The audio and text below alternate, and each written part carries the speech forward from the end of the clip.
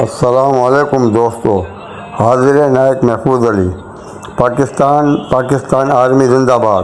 دوستو، آج میں ایک نئی ویڈیو لے کر حاضر ہوا ہوں۔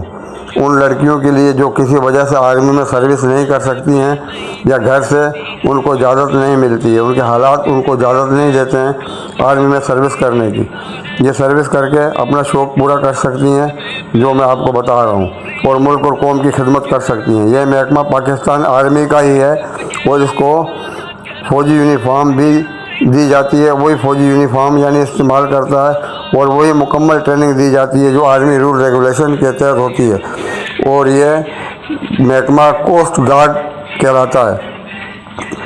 اس محکمے میں مکمل فوجی ٹریننگ دی جاتی ہے اور وقت پڑنے پر ملک اور قوم کی خدمت بھی کر سکتے ہیں، اور یہ پاکستان آرمی کے ساتھ مل کر خدمت سر انجام دیتا ہے۔ اس کا مراکز راولپنڈی، ایبٹ آباد، رسال پور اور کراچی میں موجود ہیں۔ اس کے اندر ہوتا یہ ہے کہ فوجی ٹریننگ کے لیے لڑکیوں کو صبح بلایا جاتا ہے، اپنے مرکز جاتی ہیں، جہاں جہاں ان کے مرکز ہیں وہاں جاتی ہیں اور ان کو مکمل فوجی ٹریننگ دی جاتی ہے، پریڈ سکھائی جاتی ہے۔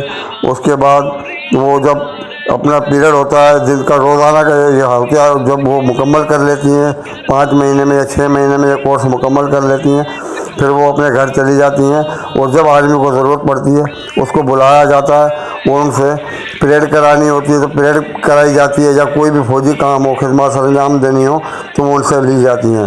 تو دوستو، امید ہے آپ کو یہ آج کی ویڈیو پسند آئی ہوگی۔ پھر ملیں گے۔ اللہ حافظ۔ پاکستان زندہ باد، آرمی زندہ باد۔